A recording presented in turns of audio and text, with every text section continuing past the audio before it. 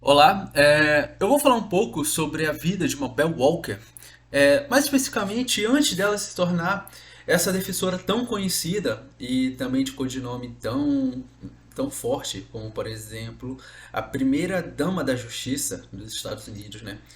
É, Primeiramente, Mabel Elizabeth Walker, seu nome de batismo, nasceu em 1889, mais especificamente dia 23 de maio de 1889.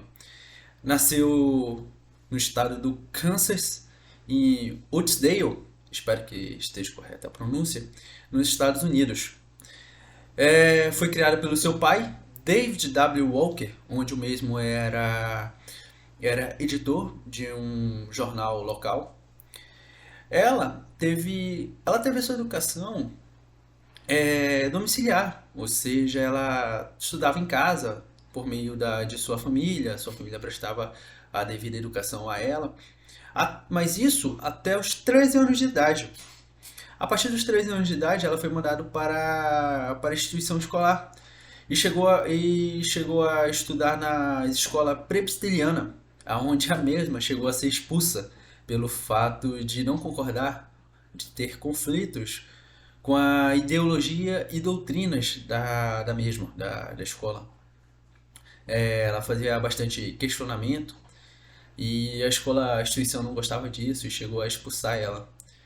É, Aos 21 anos, em 1910, chegou a se casar com Arthur Wallenberg, espero que também a pronúncia esteja correta, que, que até vem daí o seu codinome de casamento, Wallenberg, que é Mabel Walker Wallenberg, que é tão conhecido, veio de seu casamento e chegou a se casar com Arthur Wallenberg, que era o diretor da escola onde ela lecionava, ou seja, da escola onde ela dava aula.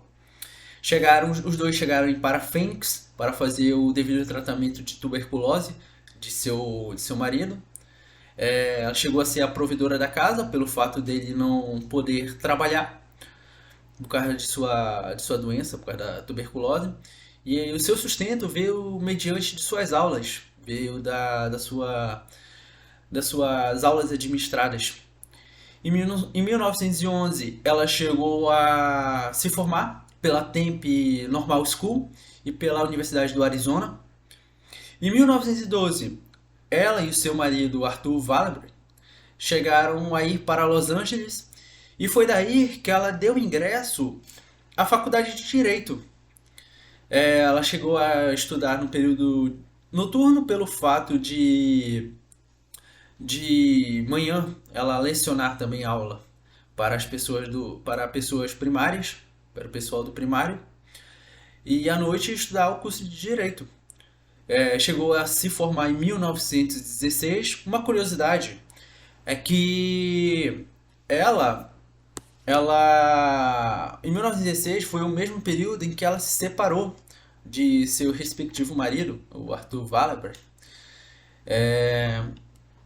E um fato interessante também é que nos últimos períodos, nos últimos semestres de sua faculdade, ela chegou a entrar muito com ação pro bono.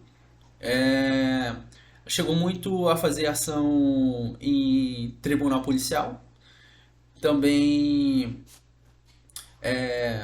ficou conhecida como a primeira defensora mulher, uma das primeiras defensoras mulher de sua cidade, em Los Angeles.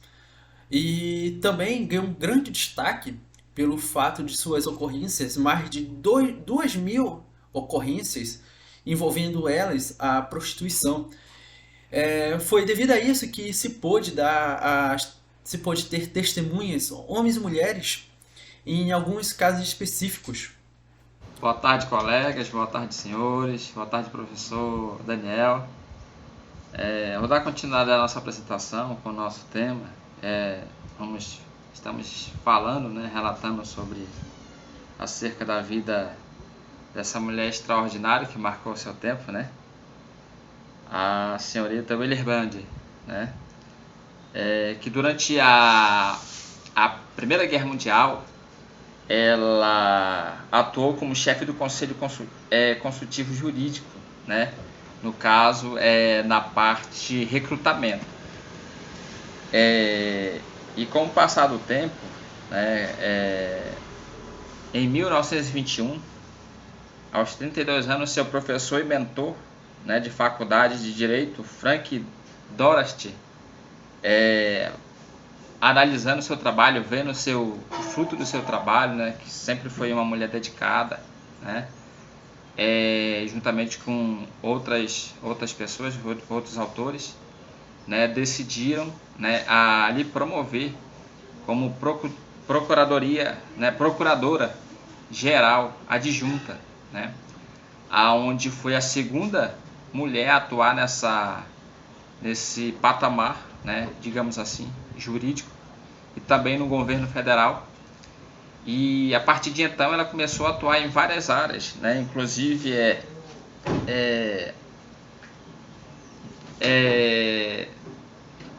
em várias funções, como impostos federais, prisões federais, né, e combatendo diretamente, né, o crime organizado, combatendo a criminalidade, e também defensora árdua, né, e rígida da lei seca, né, nada mais nada menos conhecida como, apelidada inclusive de Débora Seco, né, defensora da lei seca, né, inclusive combatia, né, defendia uma lei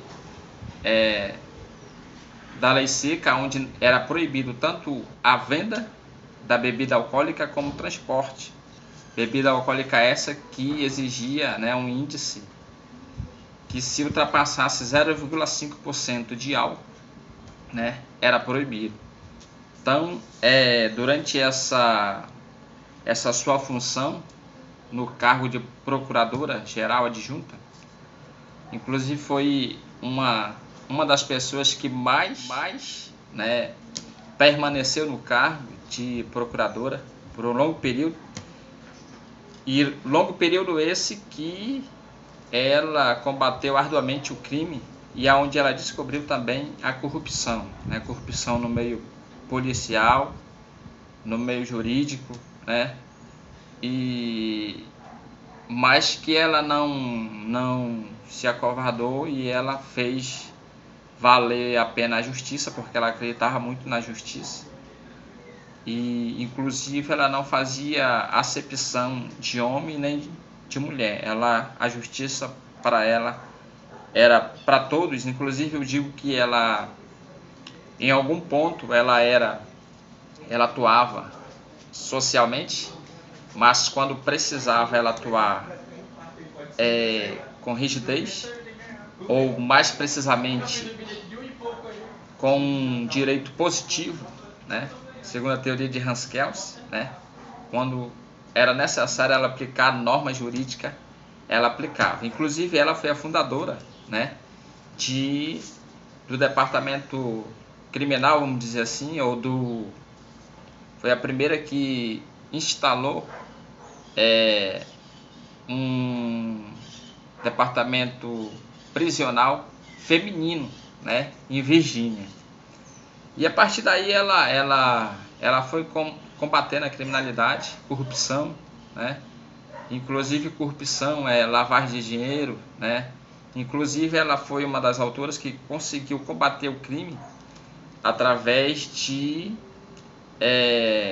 inserir o crime organizado, a lavagem de dinheiro no crime organizado, como o não pagamento de imposto de renda, onde, para combater o crime organizado, o primeiro índice é combater a renda deles, desestabilizando, né, o crime organizado. O melhor método é a lavagem de dinheiro, que movimenta o crime organizado. Mas também não ficou por aí. Ela descobriu também que não é simplesmente acabar com o crime organizado, a corrupção também, né? As extorsões que aconteciam. Para quem já assistiu, é um filme pesado, né? Mas para quem assistiu Tropa de Elite 1 e 2, basicamente isso aí, né? Você combate o pequeno, mas o grande permanece, na verdade é o grande que comanda o crime organizado. O pequeno só recebe, né, às vezes a porcentagem menor, né? Então essa mulher foi uma mulher extraordinária, né, que marcou o seu tempo, né, a dona Willy Brandt, e por muito tempo também, em 1917, ela promoveu uma emenda, né, que passou por duas câmaras em dezembro de 1917 e foi retificada em janeiro de 2019, onde ela tomou sua aplicação por meio da lei conhecida como Volstead, né? Volstead, defendida também por André Volstead, né? Então, André, ele era contra, né? Ele era contra a lei seca, enquanto que ela severamente combatia, né? Ela era a favor da lei seca, né? Do combate ao crime, né? Porque ela defendia que o aumento, né, ilegal, a venda ilegal de bebida alcoólica incentivava também o aumento da criminalidade. Querendo ou não, de uma certa forma né? Então, principalmente em países periféricos, bairros periféricos. Então, ela acreditava que se a venda ilegal de bebidas alcoólicas ou falsificadas aumentava o poder de requisito do crime organizado. Então é isso, pessoal, não quero passar disso aqui para não tomar tomar a fala de alguém, mas essa foi a nossa Mabel, né? Senhorita Mabel, senhorita Willy Brandt, depois de casada, foi essa mulher extraordinária que marcou o seu tempo, né? Dando essa contribuição aí para nós, né? E encerro minhas palavras por aqui. Boa tarde a todos e boa tarde, professor. Olá, eu me chamo Ali Armude e irei falar um pouco a respeito da lei seca, olhando principalmente pelo olhar histórico, e também irei citar parcialmente como a Mabel Elizabeth fez para que a lei seca fosse cumprida. Bom, para nós entendermos a lei seca, que era uma lei que tinha como principal objetivo barrar o uso, o consumo de bebida alcoólica dentro dos Estados Unidos, é necessário que nós voltemos um pouco no tempo e entendemos o que estava ocorrendo dentro dos Estados Unidos para que isso fosse aprovado, para que essa lei fosse aprovada, pois é uma lei extremamente duvidosa, visto que é uma lei que ela priva a liberdade individual do ser humano. Em primeiro momento, nós precisamos entender que em 1790, ali no final do século XVIII, começaram a surgir diversos grupos que tinham como objetivo a temperança da população, ou seja, o domínio próprio. E nós bem sabemos que quando uma pessoa ela está bêbada, ela não tem total domínio de suas faculdades, ou seja, ela não tem temperança. Esse movimento acabou sendo denominado movimento de temperança, justamente por buscar a temperança, buscar o domínio próprio da sociedade. Esse movimento ele era principalmente integrado por mulheres, pois apesar das mulheres não serem as que tinham mais problemas com bebidas alcoólicas, eram elas que normalmente sofriam mais, pois os homens bêbados chegavam dentro de suas casas e tinham uma tendência maior a serem violentos quando estavam bêbados. Então acabavam por trazer a violência para dentro de casa, traumatizavam seus filhos e suas mulheres. Então o movimento ele era composto principalmente por mulheres e também por pessoas religiosas que pregavam a respeito do controle, do domínio próprio, do controle de suas faculdades, ou que simplesmente não aceitavam as bebidas alcoólicas dentro da sociedade. Esse movimento, ao decorrer do século XIX, ou seja, dos anos de 1800 até 1900, acabou ganhando muita notoriedade e muita força. Várias pessoas passaram a se surgir, passaram a integrar esse grupo, e ele começou a ganhar força. No início do século XX, nós temos a Primeira Guerra Mundial, que os Estados Unidos entram em conflito direto com a Alemanha. A Alemanha, que era um país que era praticamente, até hoje, sabemos que a Alemanha é um dos principais produtores de cerveja, e também a cerveja é uma bebida cultural da Alemanha, que vem da Alemanha. Ou seja, a nossa cerveja pode até ser produzida dentro do Brasil, porém ela foi primeiramente produzida dentro da Alemanha.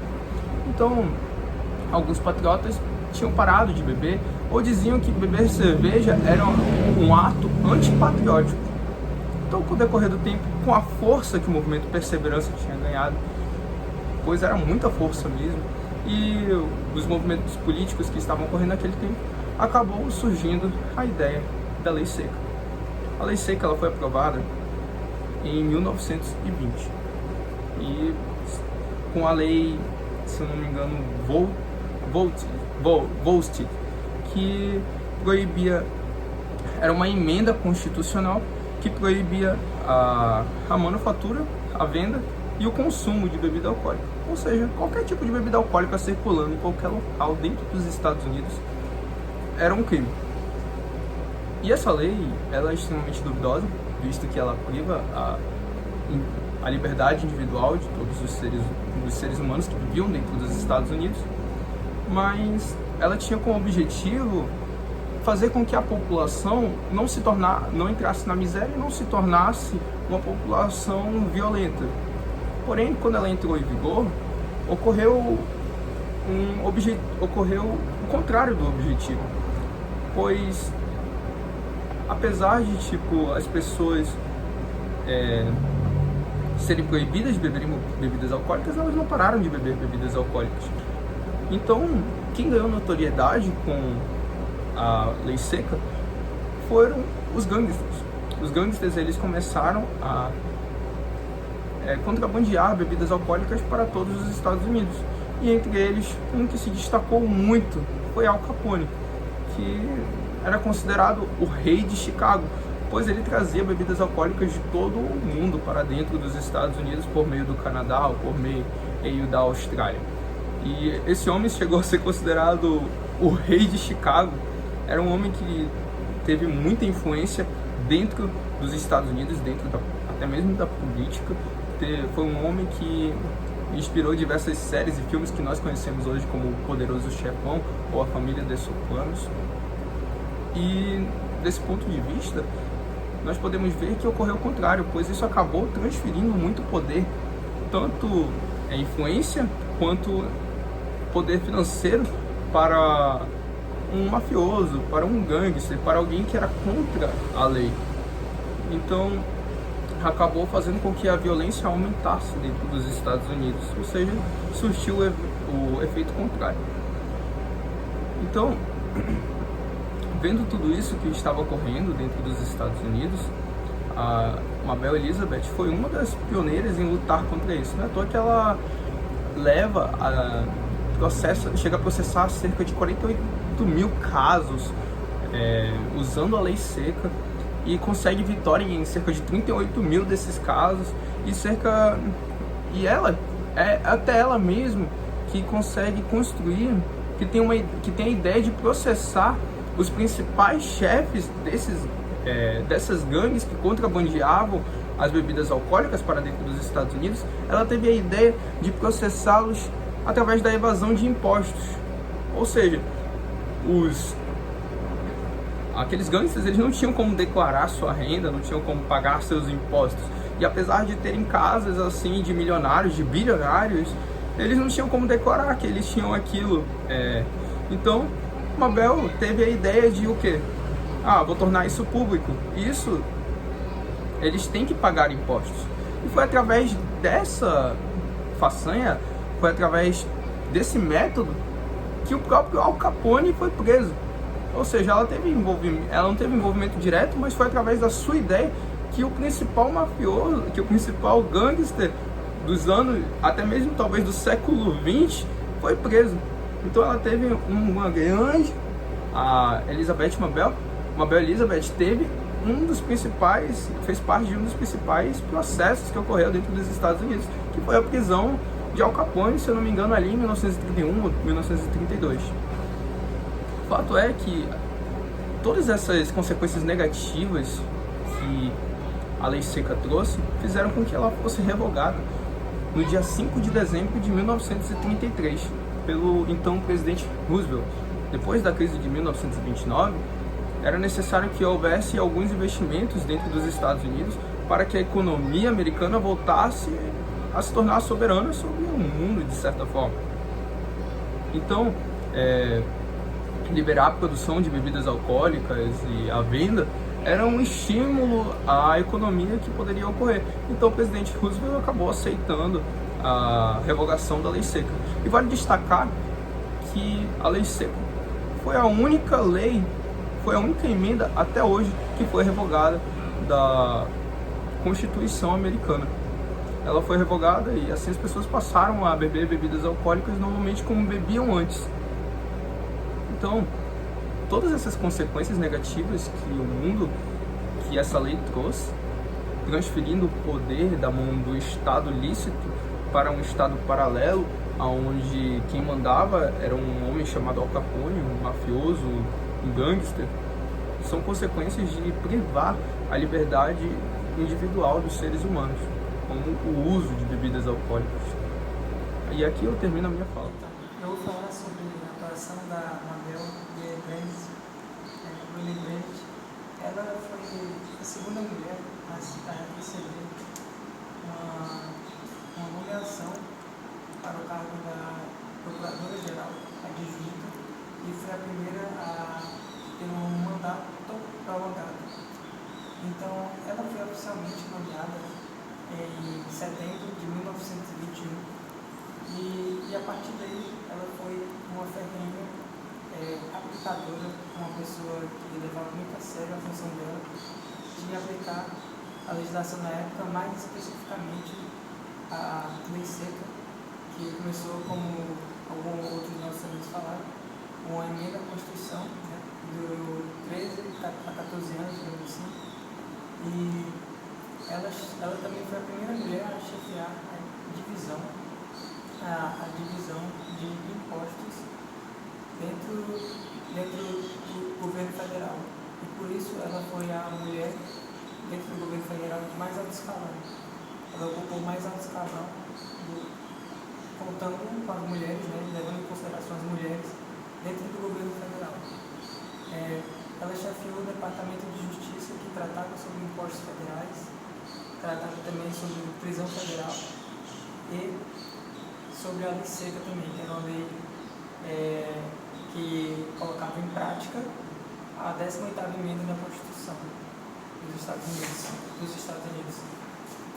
Então, durante a administração dela foi feita e terminada, né, a prisão federal de Albertson, lá em West Virginia, onde foi o primeiro tipo de prisão, né, o primeiro tipo de estabelecimento para as mulheres.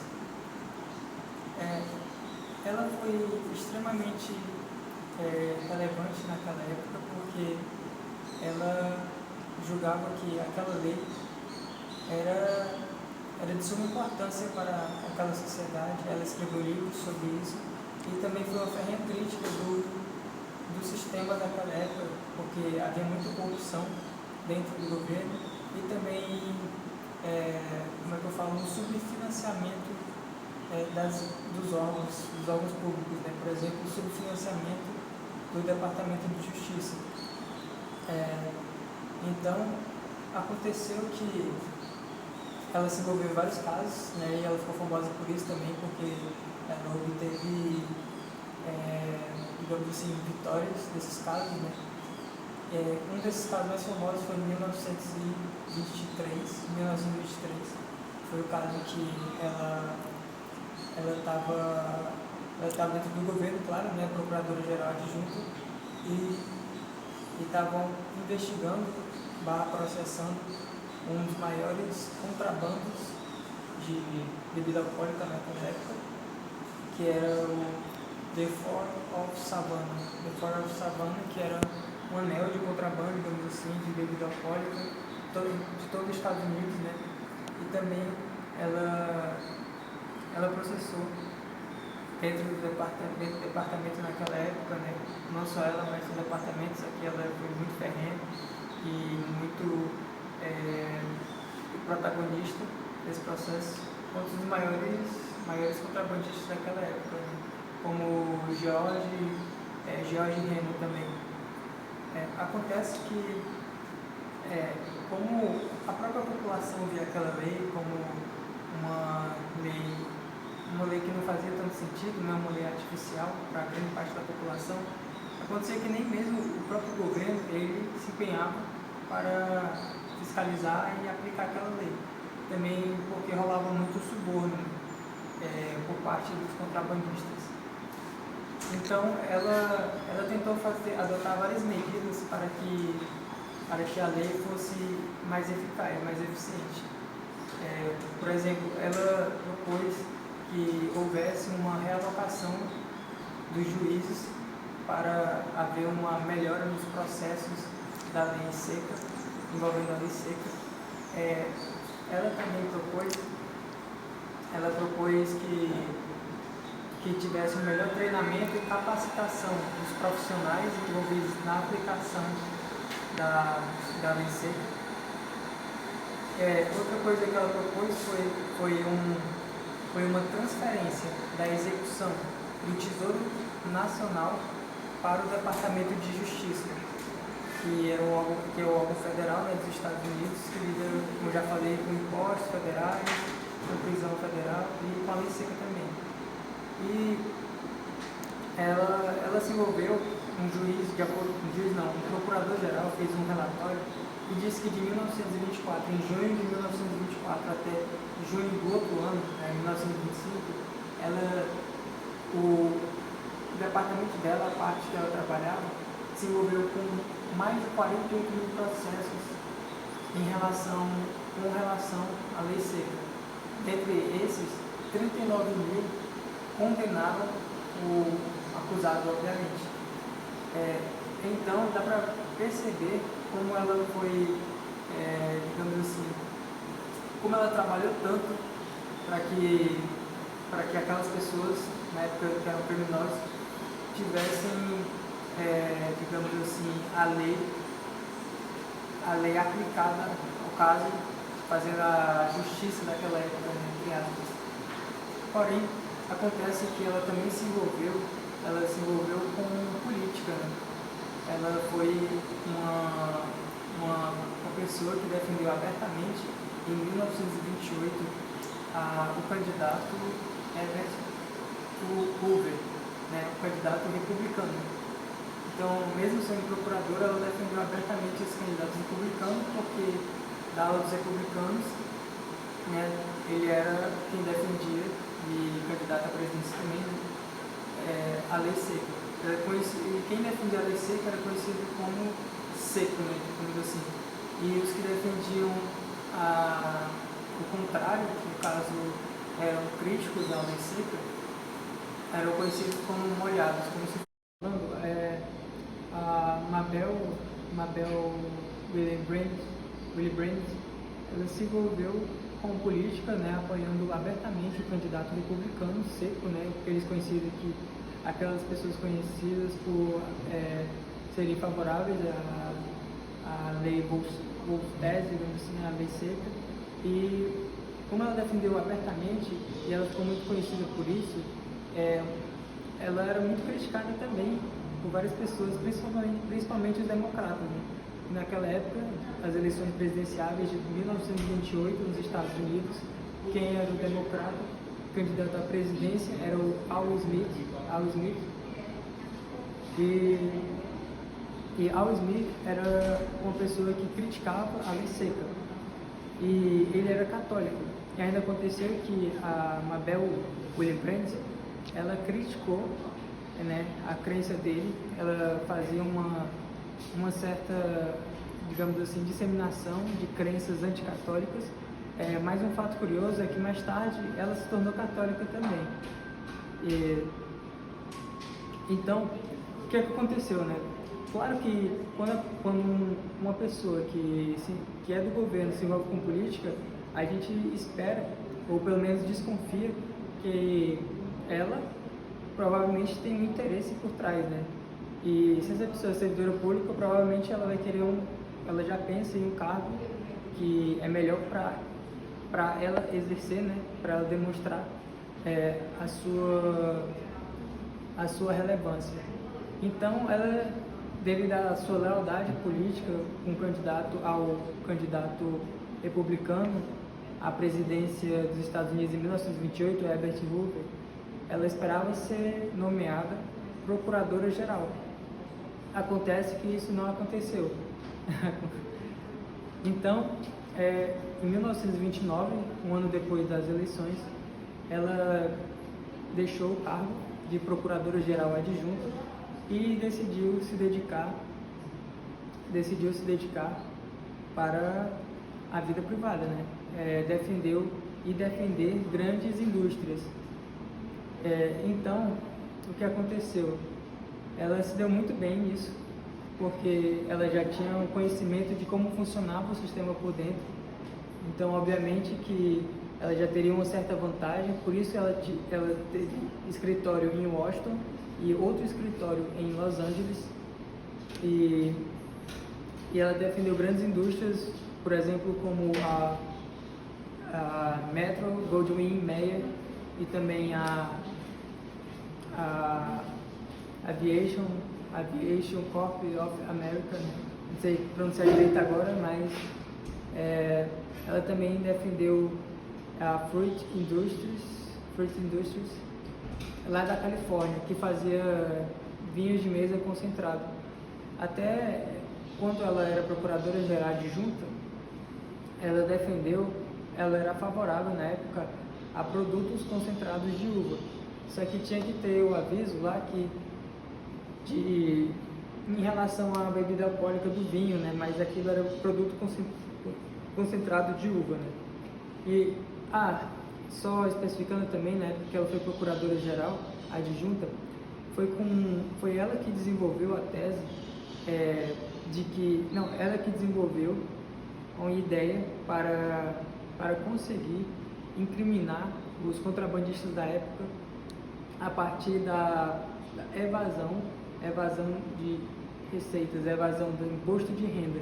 E em 1927 a Corte Suprema, né, no caso seria o nosso Supremo Tribunal Federal, a Corte Suprema de lá, em 1927 decidiu sustentar essa ideia, né, de incriminar a partir da evasão do imposto de renda desses grandes contrabandistas. E então, em 1931, foi julgado e condenado o famoso contrabandista Al Capone. Então, a partir daí, nota-se a relevância dela